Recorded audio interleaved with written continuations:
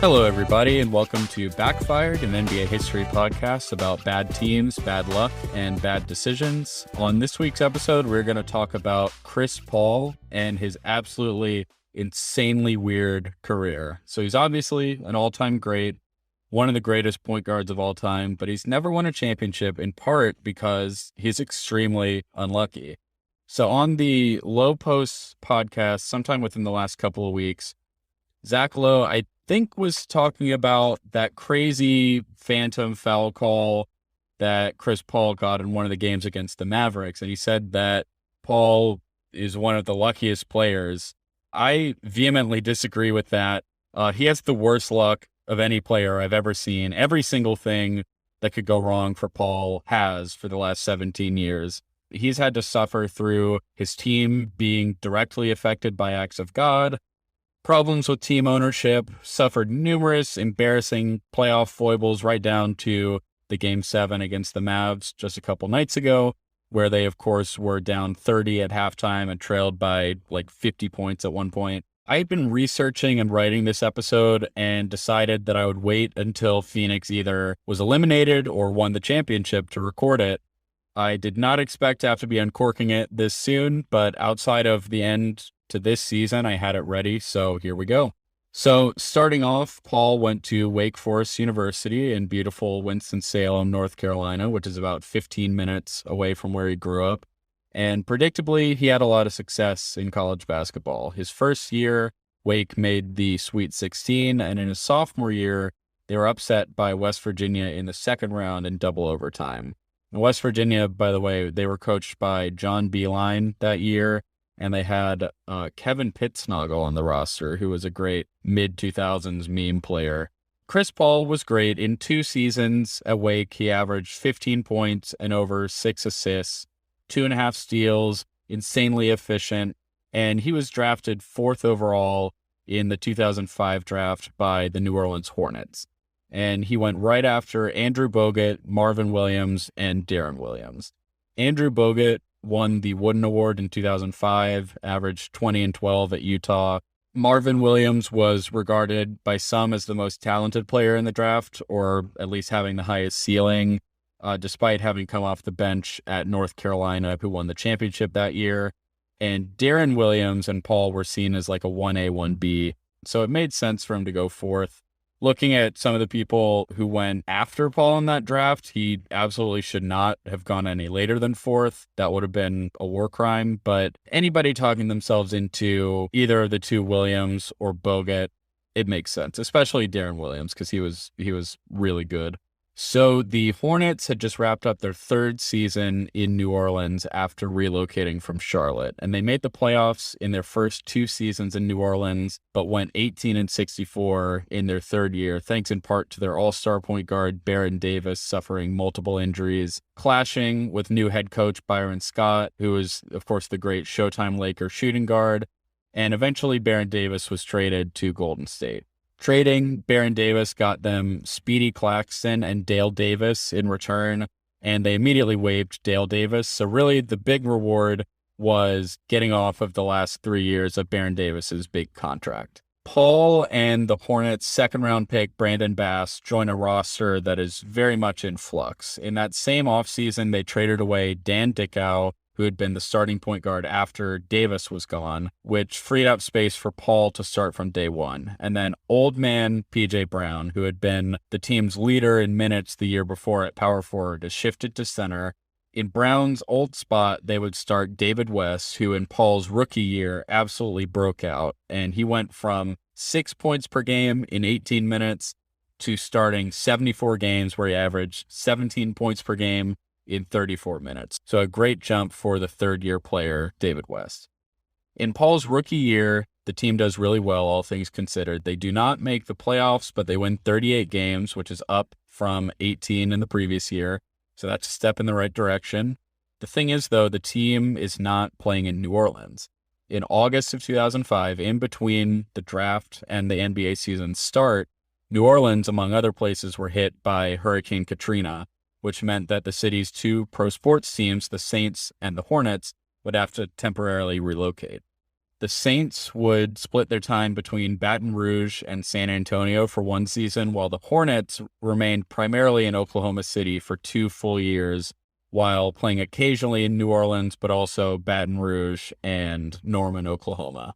And actually, the fan support for the Hornets in OKC is a huge reason why OKC was able to secure the Seattle Supersonics a couple of years later. The Hornets had been dead last in attendance the year before Katrina, and attendance was middle of the pack in the 2 years in OKC. But from the jump, Chris Paul's playing career is insanely strange. No other NBA team had ever had to be temporarily relocated to a completely different place before. Other teams had to play elsewhere within their home city due to stadium construction. For example, the Atlanta Hawks back in the late 90s. Their old stadium, the Omni Coliseum, was demolished in 1997, so the Hawks had to split their time between the Georgia Dome, which was the Falcons Stadium right next door to the Omni, and what's now called McCamish Pavilion on the campus of Georgia Tech. And the Hawks played in those 2 arenas for 2 seasons, while Phillips Arena, now State Farm Arena, was being built where the Omni had been. But no one had ever completely uprooted and relocated the team's entire staff and operations to a new place with the intention of returning within a year or two. And of course, the only team to do that since the Hornets going to OKC was the Toronto Raptors during their year in Tampa. So the Hornets were 6 games out of the playoffs in Paul's rookie year, 3 games out in his second year, which was also in OKC. But in his third year, they have a very, very good team, and they make the playoffs for the first time in Paul's young career. The starting lineup most nights is Paul at point guard, Morris Peterson at the 2, Mo Pete, all-star Peja Stojakovic, who is a great three-point shooter, then David West and Tyson Chandler at center. And of course, I mentioned last episode how great Tyson Chandler was on defense. So great offense, great defense, some veteran talent. They traded away a young J.R. Smith and an old P.J. Brown to get Tyson Chandler from the Bulls. They were able to attract Peja Stojakovic and Mo Pete to sign as free agents. That's an encouraging sign. You've got something special building when real players want to sign on to play in a non-glamour market. So this team makes the playoffs and has the franchise's best record ever, which is 56 wins, second place in the West, only 1 game behind the Los Angeles Lakers, who went to the finals that year. And of course, this is the year that the Celtics won the championship, 2008.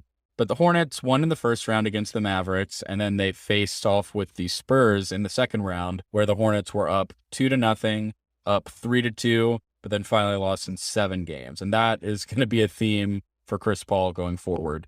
They were down double digits for most of the second half in Game 7. The Hornets were down 15 going into the fourth quarter, but then Gennaro Pargo absolutely took over the game. Pargo had 16 points in the fourth quarter, and down the stretch, he lit the Spurs up. He scored 10 straight in crunch time.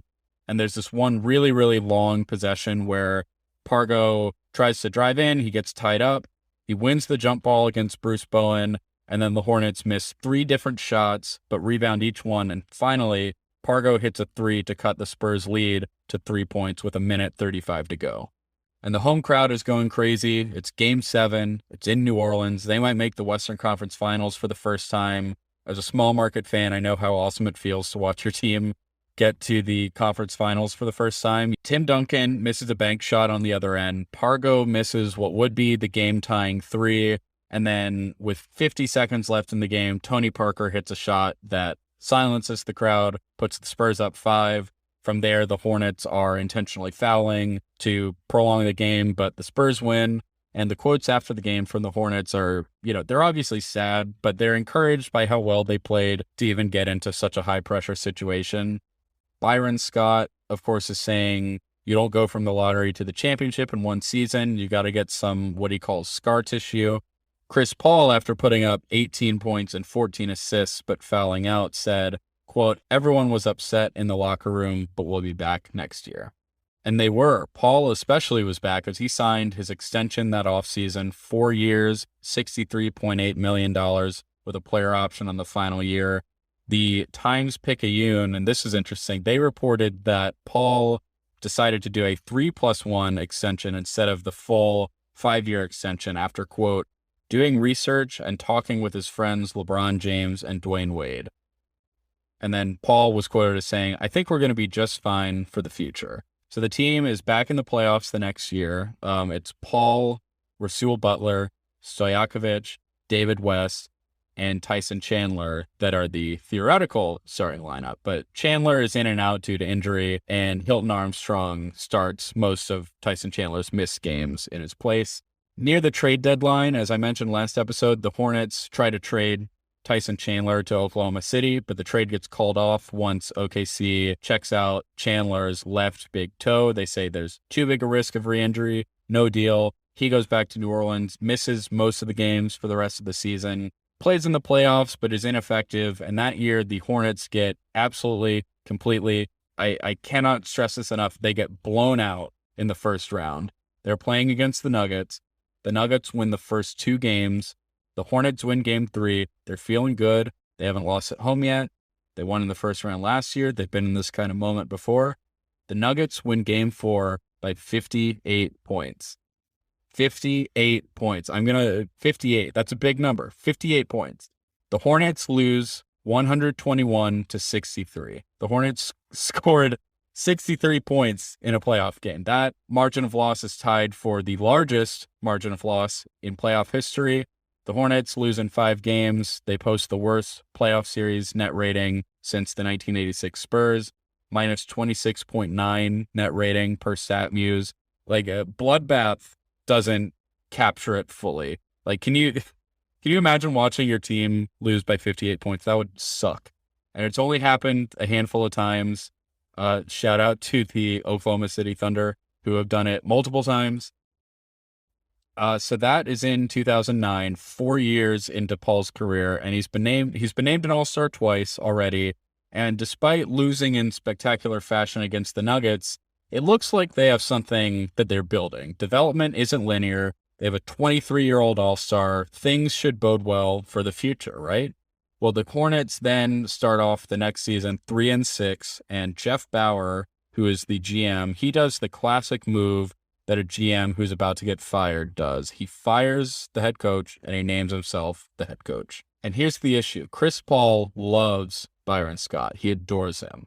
An article from the Associated Press said that Paul and Scott golf together. Scott is a father figure to Paul. Paul is closer with Byron Scott than many of his own relatives. So Chris Paul is irate about this. The COO of the Hornets, Hugh Weber, after Bower decided to fire Byron Scott, said, quote, "The genie's out of the bottle. Nobody can say he doesn't have the right players. Jeff hand-selected this team, and we like the idea that now he'll be held accountable for the results," which is not encouraging, to say the least. Usually those GMs who are in hot water end up making the situation worse, and this season goes really badly.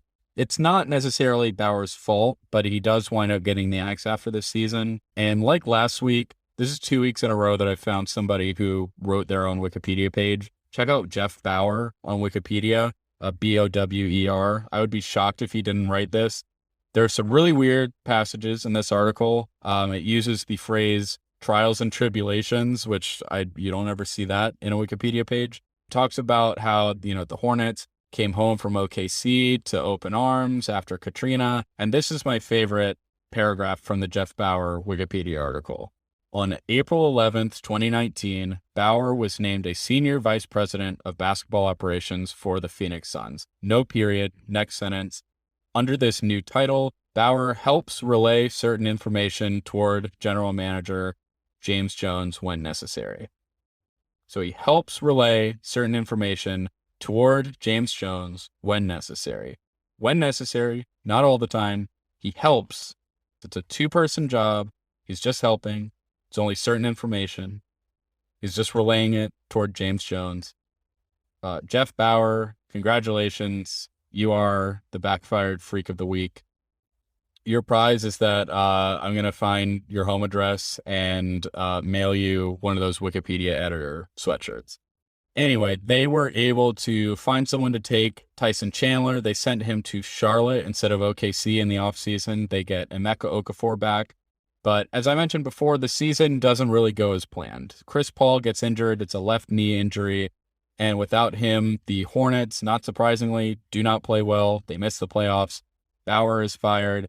The team hires Dell Demps, and Demps hires Monty Williams as the head coach. And of course, we all know who Monty Williams is. So this is now entering year 6 for Paul in New Orleans, and the stakes are very, very high. The Hornets know that the pressure is on them to build a championship roster or they're going to lose Chris Paul, but that is what they hired Demps and Monty Williams for. Monty Williams, during training camp, said, quote, "When you have Chris Paul and David West, you're not rebuilding. I don't feel like we're in the rebuilding stage, but I don't think that we're a step away from winning the championship either." He then mentioned that their focus for the season was going to be defense and transition offense, which they'd been 21st in defense the year before. To help on defense, they had traded for Trevor Ariza, good defender, solid offensive player. They traded away Darren Collison for him. Collison had filled in for Paul as the starter when he was injured the previous year and played really well in his stead. And then they also traded for one of my absolute favorite players, completely random, Marco Bellinelli. I used to be like a Bulls guy before the Grizzlies, and he's the first player that I ever saw do the Sam Cassell big balls dance after he hit a big shot. That rocks. So it is Paul, Bellinelli, Ariza, West, and Okafor. And that's 5 guys. That's 5 players. So they're starting 5 real NBA players, which is good. And they've got Jarrett Jack off the bench, Willie Green off the bench, the current Pelicans head coach. They've got adults playing basketball, and they've got the ultimate point guard running the show, so they're in capable hands. And they go through the season, and normally nowadays we think of Chris Paul as being injury prone. But in his youth, outside of that knee injury, he really didn't miss that many games. He played 80 this season, and the only reason he missed a couple of games was that he got concussed. He was taken off the court on a stretcher. Paul, once again, is an all-star. The team wins 46 games. David West got a knee injury late in the season, but despite that, the team still makes the playoffs. They lose in the first round to the Lakers. And you might be thinking that, with this being the first year of a soft rebuild without their second best player in the playoffs, that result's fine. The Lakers are the 2-time defending champions at this point, but things in the NBA can change in the blink of an eye. After the season, right after the draft, David West opted out of his contract to become a free agent and eventually signed with the Indiana Pacers. Everyone knows then and there, Chris Paul is not going to want to stick around without West in the picture, because for anybody who is younger or has only been watching the NBA for a few years, David West was extremely good. He was like a 20-10 guy, awesome at the long two, fantastic player. In the offseason, Dell Demps had been planning on bringing most of the team back as it was presently constructed, but West opting out really threw a wrench in that plan. And Paul only had 1 year left on his contract before he could exercise his own player option.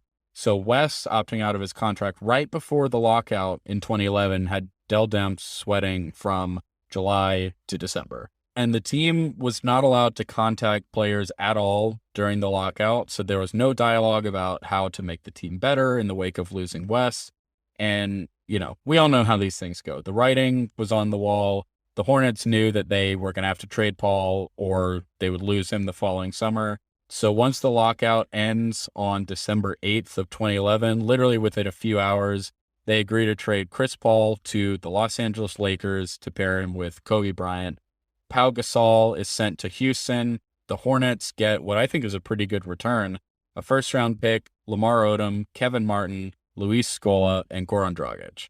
But as we all know, that did not happen. To this point, I'm calling this episode Chris Paul's Weird Career or something to that effect. Outside of the team having to relocate due to an act of God, it sounds like a pretty boilerplate career for a guy who's, a Hall of Fame talent drafted to a small market or, an underachieving team. They play out the rookie contract. They sign the rookie extension.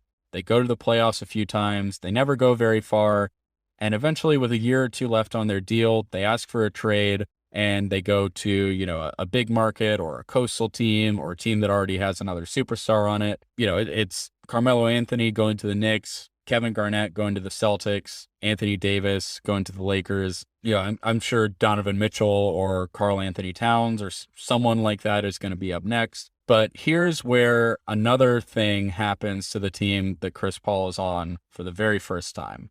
The Hornets are owned by the NBA. George Shinn, who was the owner of the Hornets, he had relocated the team from Charlotte to New Orleans, was financially insolvent, tried to sell a large stake of the team to keep it afloat, but the negotiations fell through, and eventually he just had to sell the team to the league. So the Hornets management negotiated this deal with the Lakers and the Rockets, but the league, the Board of Governors, vetoed it, saying that the Hornets were going to be better off keeping Chris Paul instead of making this deal.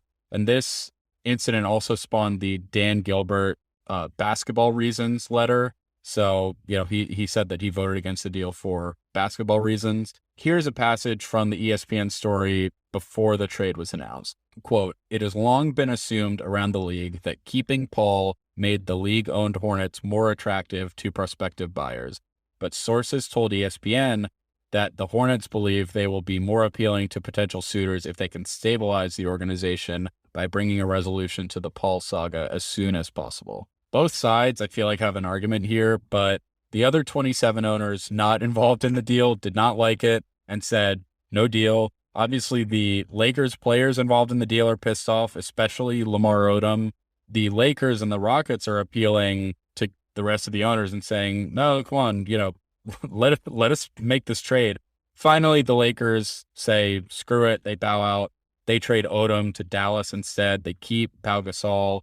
The Hornets move on and they try to trade Paul to the Warriors or to the Clippers.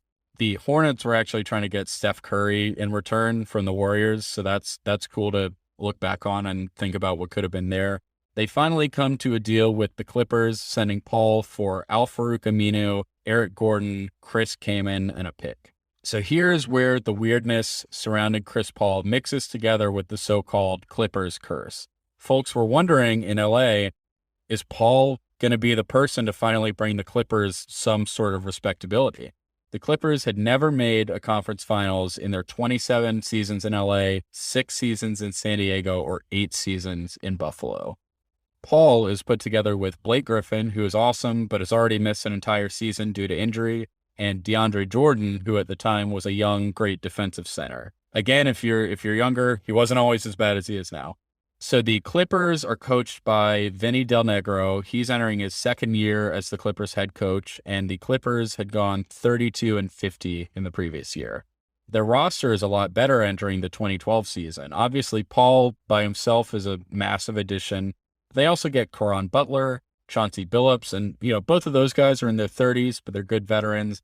The starting lineup is supposed to be Paul at the 1, Billups at the 2, Caron Butler, Blake Griffin, and DeAndre Jordan. But Billups tore his Achilles in February and only appeared in 20 out of 66 games. The team goes 40-26, so a good season. Good first year for the tandem of Paul and Griffin. Those two in particular play extremely well. Blake Griffin for the second year in a row and the final time ever plays every game in the season.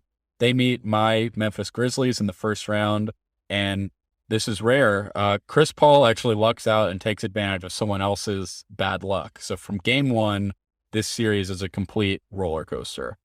Game 1, the Clippers are down 24 in the fourth quarter with 8 minutes to go, and they proceed to go on a massive run. If you're a Falcons fan, including my friend Jake, if you're listening, hit the skip button to go 15 seconds ahead. I'll wait.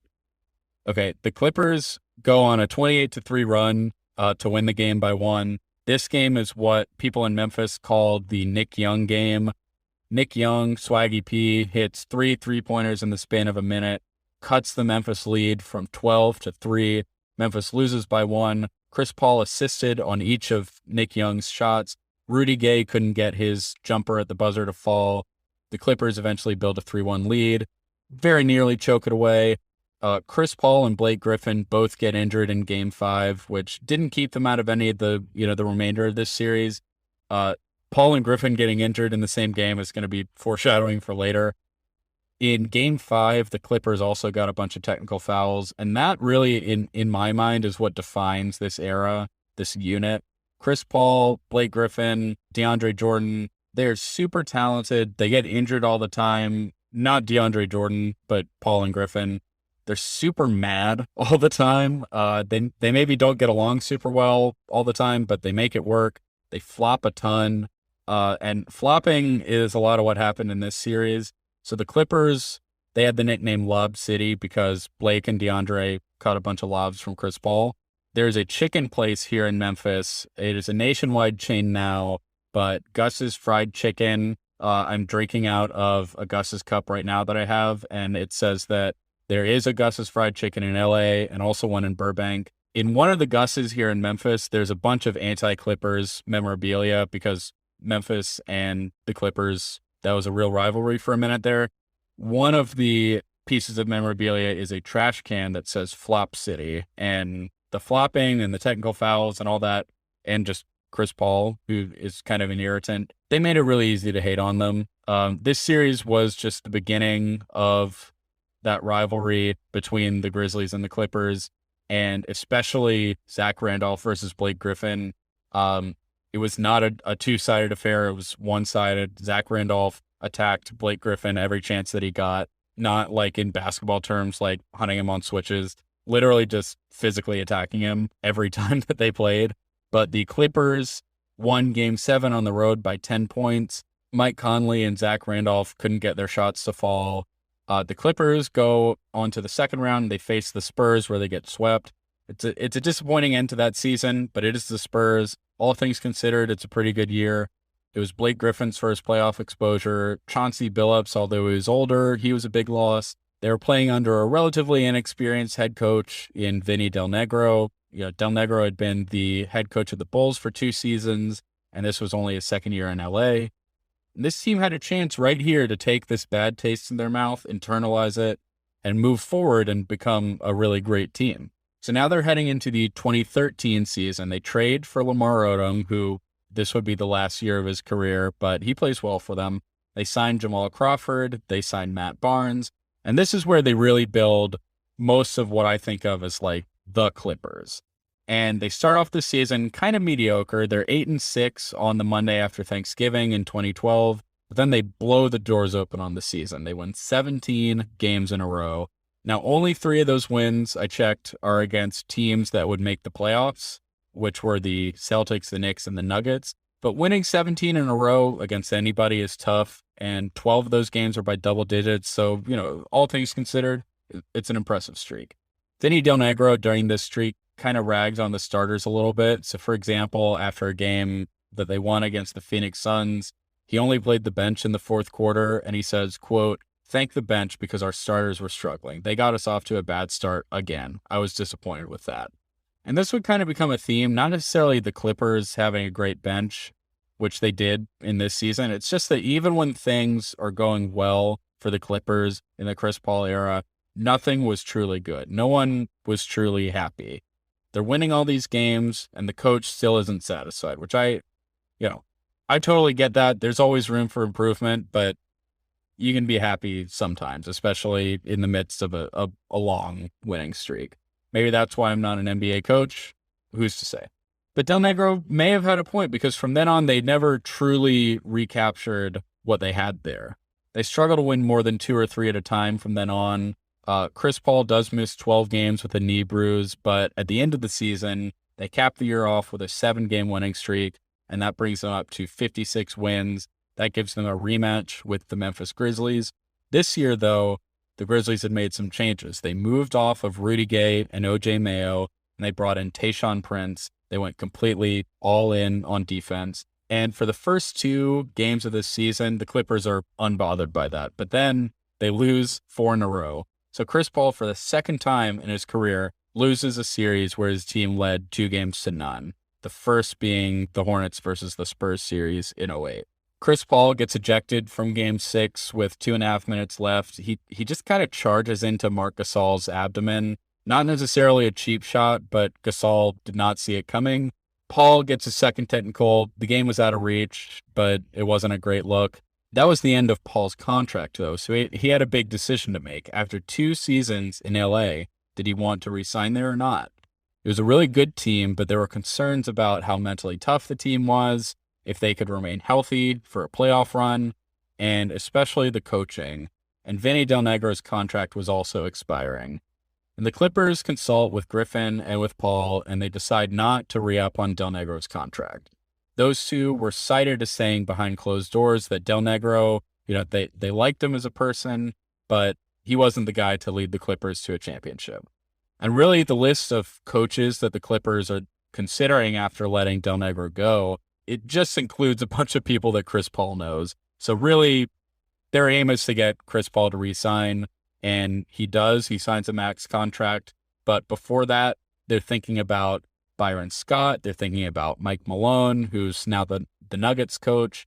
Malone was an assistant in New Orleans for a year when Paul was there. They're thinking about Mike Budenholzer before he became the Hawks coach. They're thinking about the Van Gundys, Nate McMillan. All of a sudden, in mid-June, Doc Rivers becomes an option. And he, of course, was the coach of the Celtics when they won the championship in 2008, the last Celtics championship.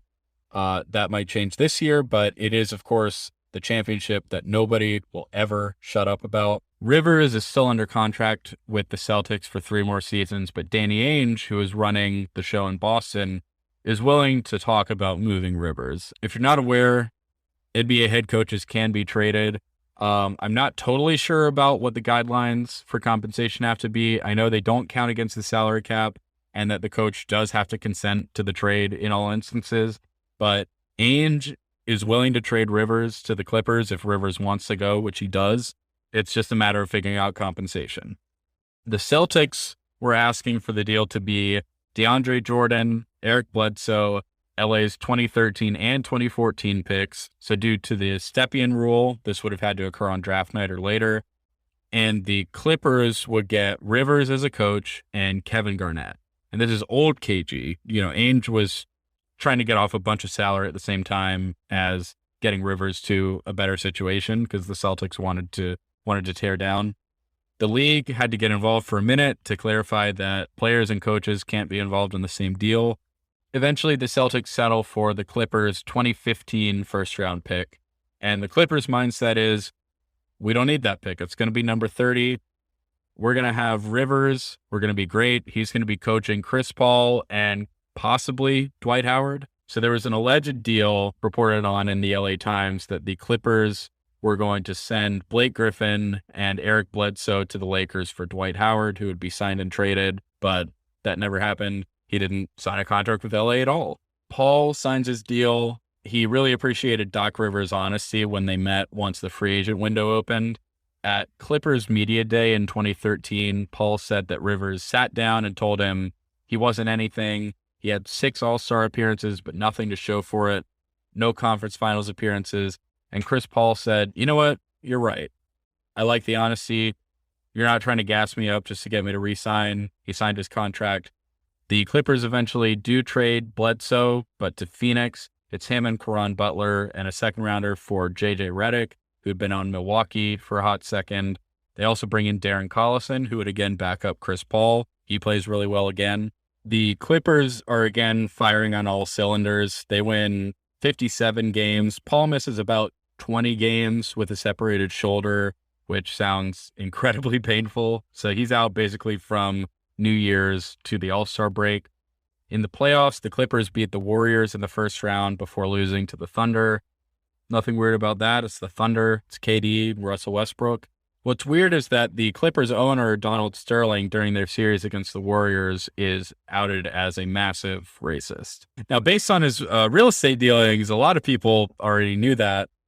He's been accused a bunch of times of discriminatory housing practices throughout the years, but it was revealed to the entire world on TMZ thanks to a phone recording from Sterling's mistress, V. Stiviano. Sterling was upset that V. Stiviano had posted a picture on Instagram with Magic Johnson, and that just kind of sparked a racist tirade. He says not to bring black people to Clippers games. Blake Griffin said that when he was drafted by the Clippers in 2009, he did some Google searching just to see what kind of guy Sterling was, and his immediate takeaway was that he was a racist and also just a bad owner. Literally since the 1980s, there have been newspaper articles about how bad of an owner Sterling was. He had no idea what he was doing. One time, Blake Griffin mentions he was heckling Baron Davis, who was playing for the Clippers. Maybe wasn't playing that well, but Sterling was saying, oh, you're out of shape, you suck. That crosses a line, I feel like. What also crosses the line is that the great Elgin Baylor, who was the Clippers general manager and head of basketball operations from 1986 to 2008, said that Sterling did not allow him to negotiate player salaries because Baylor was black. And Baylor actually filed a wrongful termination suit against Sterling in 2008, which the jury rejected, but Magic Johnson said that, this recording coming out was a clear vindication of Baylor's suit, and Sterling said that he preferred that the team be comprised of, quote, poor black boys from the South and coached by a white man. Not all of the Clippers coaches were white, but that's obviously a disgusting sentiment. Any black man who played for the Clippers from 1981 to 2014, I wish they hadn't had to do that. Every year, Donald Sterling has his white party where you wore all white. That's the scene in Winning Time, by the way. I think it's in the first episode where Norm Nixon and Magic Johnson are playing one-on-one. That's the Sterling white party. Blake Griffin said on the Conan O'Brien show that basically every Clippers player was paraded around for all the old white guests. They're treated like a circus show, like freaks of nature. I think Blake said this in a different interview. Sterling would just feel the players' muscles all the time. This guy is a freak. So he is banned for the NBA. Adam Silver's first big moment as commissioner is a speech where he bans Sterling for life. He can't go to games. He can't do business. And the team was forced into sale to Steve Ballmer of Microsoft fame. And the Clippers players warmed up with their warm-up jackets on inside out, so you couldn't see the Clippers logo. They almost boycotted Game 4 against the Warriors. It was really just a huge distraction, and there's no way it didn't affect them all personally. So that is a third unprecedented thing to happen to a Chris Paul team. So to recap so far, and there is much more. So far, Hurricane Katrina, the relocation that stemmed from that, the trade to the Lakers being vetoed by the Board of Governors because the team was owned by the league, and now his team owner being forced to sell the team because he was caught on tape being a racist asshole. Now we're moving into a part of his career where he's unlucky for different reasons. Before this, he's been unlucky, but for circumstances that he has absolutely no control over. From here on out, for the most parts in the next 8 seasons, it's just run-of-the-mill bad luck. In 2015, the Clippers faced the Spurs in the first round, and the Spurs are the defending champions and have aspirations to repeat as champions now that the Miami Heat have broken up. While they face the Clippers in the first round, and this time it's the Clippers who prevail when they're down 3-2. The Clippers win Game 6 on the road and force a Game 7. In Game 7, Chris Paul leaves with a hamstring injury in the first quarter, but then he comes back in the second quarter and he plays through it. He's obviously laboring, grabbing at it a bunch. It doesn't stop him from scoring 18 points in the second half. He also hits the series clinching shot with 1 second to go. And if you go watch it, it's amazing that this shot goes in. He just kind of throws it up there, and I think he is expecting Blake Griffin to put it back up and in if it misses. That hamstring injury keeps Paul out of the first 2 games of the next round against Houston. The Clippers win Game 1 without him. They lose Game 2. Paul comes back and they win Games 3 and 4. Those games are not close. They win by 16, 25, and 33. Houston won their only game by 6. So it's looking like it's a rout. The Clippers lose Game 5, but, no problem. It's a 3-1 lead. Who blows those? They're up 13 going into the fourth quarter in Game 6, but then one of the most improbable events in NBA history happens. Not as improbable as another one that's going to happen to Chris Paul later, but with James Harden on the bench, Harden was horrible in this game. He went 5 for 20 from the field and was benched in the fourth quarter. Josh Smith and Corey Brewer light the Clippers up. They combined for 29 points in the fourth quarter. The Rockets score 40. The Clippers only score 15. The Clippers shoot 4 for 22 in the fourth quarter. And this Clippers team was number 1 in offense that year. So these kinds of streaks don't typically happen in high leverage games for great offensive teams, which again is foreshadowing for what happened on Sunday night. Doc Rivers after the game said, quote, "The Rockets wanted it so much that we couldn't think straight." Well, it was so shocking to them that Game 7 was just more of the same. And here's part of the LA Times columnist Bill Plaschke's column after Game 7. This sums it up perfectly. It was a chance to advance to a conference finals for the first time in the franchise's 45-year history, yet they didn't lead the Rockets for even 1 second. It was the most important moment since this team arrived in Los Angeles in 1984, yet they bungled passes, kicked dribbles, blew one dunk so bad the crowd laughed, missed 3/4 of their three-point shots, and were congratulating the Rockets before the game even ended. Jamal Crawford after the game said, quote, "It feels like a bad dream. We had 3 chances to get it done, and we didn't." So we're 10 years into Chris Paul's career. He's never made a conference finals, and what was probably his best chance to do so far was fumbled away. They were so close to a matchup with the Warriors, who would win their first championship in decades that season in 2015. And the Clippers probably wouldn't have defeated the Warriors, but they had beaten them in the year before. Who knows what could have happened? The Warriors defeated the Rockets in 5 games, and the Clippers, for the most part, in the series against the Rockets, I would say were better than the Rockets' front line. Well, the next year actually does turn out to be the Clippers' best shot. So we're going to fast forward through the season. This is 2015 to 16. The Warriors have just won 73 games. Kobe has just scored 60 points and retired. It's the first round, and the Clippers are playing the Portland Trail Blazers. They're up 2-0 again. They lose game 3, but then April 24th, 2016, game 4 between the Rockets and the Warriors. It's a rematch of last year's conference finals, but in the first round. Stephen Curry at the halftime buzzer, he slips, he bangs his knee on the ground. It's a knee sprain. According to Woj, Curry is out for 2 weeks. This has the Clippers salivating. This is the best chance for the Clippers and for Paul to make the conference finals so far in his career, ever. All they had to do was get past Portland. And it's not a bad Portland team, but Damian Lillard is young. CJ McCollum is young. They had lost LaMarcus Aldridge in the offseason. They're starting Mason Plumlee. This should be a series that the Clippers can take in 5, maybe 6 games. Literally the next day, April 25th, Chris Paul breaks his hand in the 3rd quarter, and Blake Griffin hurts his quad in the 4th quarter. So they go from having their best shot ever at making the conference finals. We're not even talking about going to the finals, winning a title. We're talking about making the 3rd round of the playoffs. That door was open for 1 day, slammed shut. Chris Paul had his hand in the door. The Clippers, after going up 2-0, they lose 4 in a row. The season's over. The next year, they lose in the first round to Utah. Game 7 at home. Season's over. So now Paul has been in LA for 6 years. He's been to the second round 3 times, but he's got just as much to show for his individual greatness as he had through his 6 years in New Orleans. So he's at a crossroads once again. It's reported by Broderick Turner of the LA Times that Paul and Blake Griffin are both going to decline their player options and re-up for max contracts. Well, the Clippers, and Doc Rivers is the president of basketball operations now, Rivers and Ballmer do not want to give Chris Paul the 5th year of his contract. They think it's going to be a bad idea toward the end of the contract, which would be ending right now if he signed it then. So Paul obviously didn't like that. He thought at the time that it was going to be his last chance to get a big contract. Paul says, you know what? I am going to opt into the last year of my contract, and you can trade me.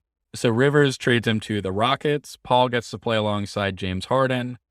Paul plays his first game in Houston, 4 points, 2 for 9 shooting, on the bench in crunch time. And Chris Paul is one of the best clutch players that there is. So, people are thinking, what is Mike D'Antoni doing? Even if he's having a bad game, what is he doing?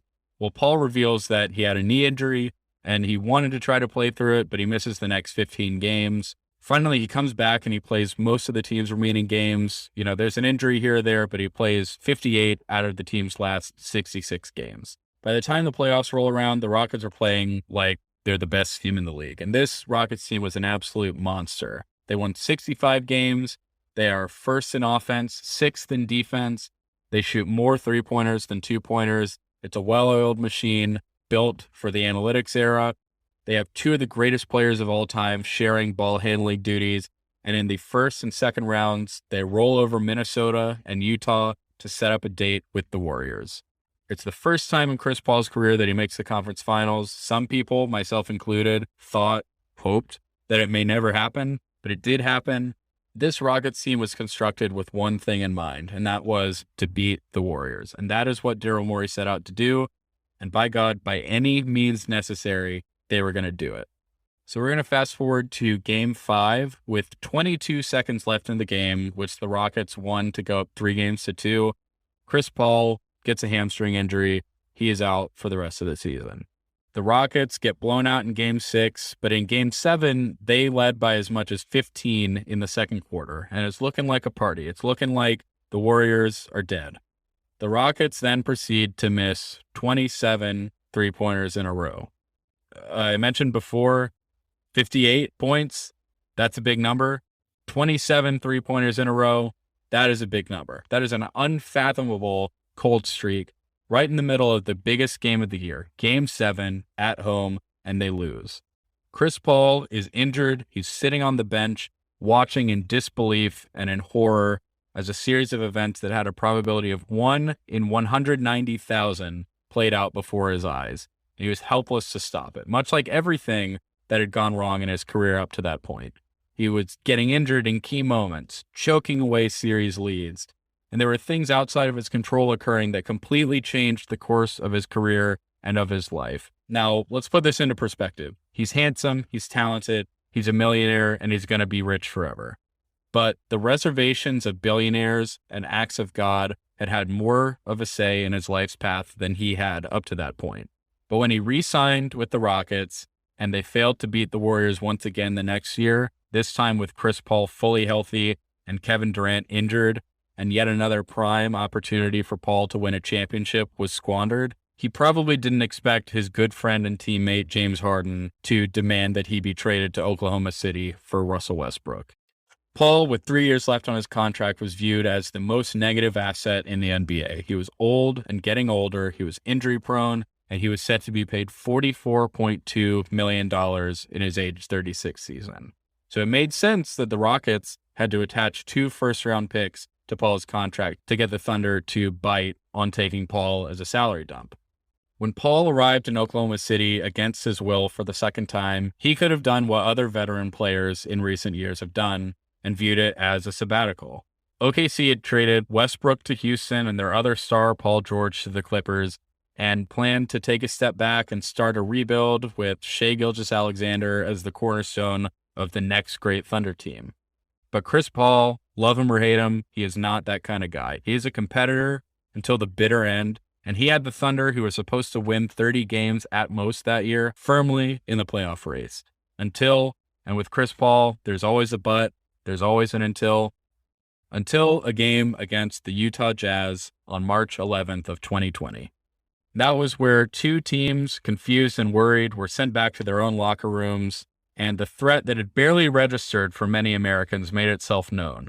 The coronavirus had infiltrated the NBA via a positive test result for Rudy Gobert, the already unpopular French center for the Utah Jazz. And that very afternoon, Paul, as the head of the NBA's Players Association, had been in meetings with the NBA's Board of Governors to brainstorm how to keep the league functioning without fans in attendance. But Gobert's positive test sped things up to a pace that I don't think anybody expected. And within a couple hours, the NBA's season was postponed indefinitely, and it was Paul, alongside the other members of the union's leadership, who took charge to bring the NBA season back in a safe environment contained at Disney World, where he also took charge to bring more attention to racial injustice following the lead of the Milwaukee Bucks players who refused to play their playoff game against the Orlando Magic following the police murder of Jacob Blake in Kenosha, Wisconsin. The Thunder took the Rockets to 7 games in the first round, but they lost at the very last second in Game 7 as James Harden blocked a Lou Dort three-pointer and then jumped out of the way when Dort caught the ball and tried to throw it out of bounds off of Harden. After rehabilitating his image and turning the Thunder into the league's best clutch team, where the Thunder won 30 games in clutch time, 30 clutch wins out of their 44 regular season wins. After that, Paul was again traded, but this time as a positive asset. The Thunder got picks to take on Paul's contract and then got picks to send Paul away, this time to the team of his choice, the Phoenix Suns. The Suns had been included in the bubble at Disney, and it was including teams down to like the Suns level that year was viewed as a ploy to give Zion Williamson and the Pelicans a shot at making the playoffs. The league had put a bunch of Pelicans games on national television before Zion had even played a game. And as a result, America had to watch a bunch of shitty basketball until Zion finally made his debut in January, where, of course, he was outstanding. I don't blame the league at all for betting on Zion. Well, the league decided to bring a bunch of teams into the bubble who met a certain threshold of being like X number of games out of the 8th seed. That is also where they introduced the play-in game. It was all just extra chances to get Zion a chance to get into the playoffs. What it actually almost did was allow the Phoenix Suns into the playoffs because they did not lose a single game in the bubble. They went 8-0. They tied the Memphis Grizzlies, but lost the tiebreaker. The Grizzlies lost in the play-in. The Blazers got the 8th seed, and they played the eventual champions, the Lakers. So Paul clearly liked what he saw from the Suns in the bubble. The day after he was traded to the Suns, Paul and Devin Booker, the Suns' young shooting guard, who has, a lot of talent, but kind of like a young Chris Paul, nothing to show for it yet, not even a playoff appearance. Those two are spotted working out together. And Paul's acquisition propelled the Suns from 34 wins the year before to 51 wins, and the first playoff berth for the franchise since 2010. So back in the Steve Nash and Amari Stoudemire era, which to Suns fans felt like a lifetime at best. And finally, their feelings about their young guard, Booker, had been vindicated. He was proven not to be a chucker.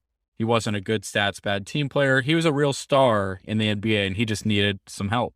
And he got that from Paul. Those two, along with DeAndre Ayton, Jay Crowder, Cameron Payne, who's another bubble sensation, Mikal Bridges, they lead the Suns over the defending champion Lakers, over the MVP-led Denver Nuggets, over the Clippers, who were down 1 star, but still led by a very capable Paul George, over the Milwaukee Bucks for a 2-0 series lead. But then they lost 4 in a row, fumbling away Chris Paul's greatest shot yet at a championship that he may ever have. And I know I've said that a lot, but this was his shot. They were up 2-0 in the finals, and what more can you ask for? Well, then the Suns somehow came back even better. They won 64 games this past year. They're 4th in offense, 3rd in defense.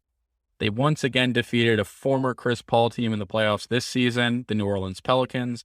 But the series going to 6 games maybe should have been a bigger check engine light than it was in real time. This was just a couple weeks ago. With Devin Booker out, Chris Paul was held to 4 points in a 15-point loss to the Pelicans. And the Pelicans, were better this year after the All-Star break, especially than their record would suggest, but they were still a 36-win team with their presumptive best player, Zion Williamson, missing the entire season. They had a rookie head coach. They were playing a 64-win team. It should have been easy, but the Suns prevailed. They go on to the second round. They lead 2-0. They lead 3-2, and they lost in Game 7 at home by 33 points. And it wasn't 33 points close. It was much worse than that. I'm not going to labor on this point for too long because one, it just happened. We're still in the news cycle about it. I'm recording this on the day that, Patrick Beverley woke up and went on TV to talk shit about Chris Paul. The 33-point loss in Game 7, that is an embarrassing stain on Chris Paul's career. And what's worse is, maybe it's just a small sample size thing, but Chris Paul, once he turned 37, was absolutely horrible in this series against the Dallas Mavericks. And, of course, credit to the Mavericks. Luka Doncic is incredible. He's been magnificent since the moment, probably that he picked up a basketball, much less entered the league. The Suns, by the way, could have had Luka Doncic. Ayton was a defensible pick. Marvin Bagley, of course, was not. Here are Chris Paul's stats from before his birthday in these playoffs, which is 8 games, and then after.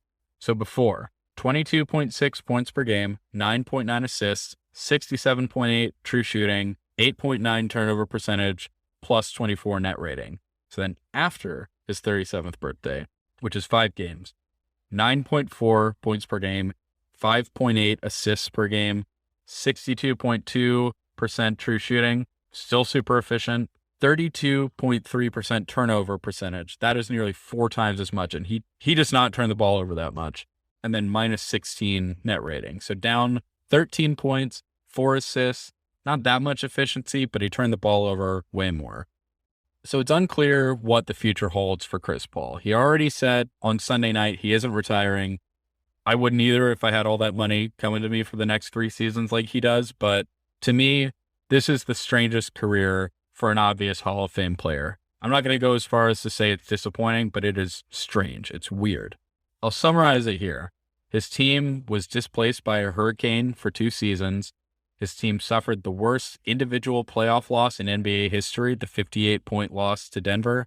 His trade to the Lakers was vetoed by the league while his team was owned by the league. His team was forced into sale after his team's owner was outed as a racist.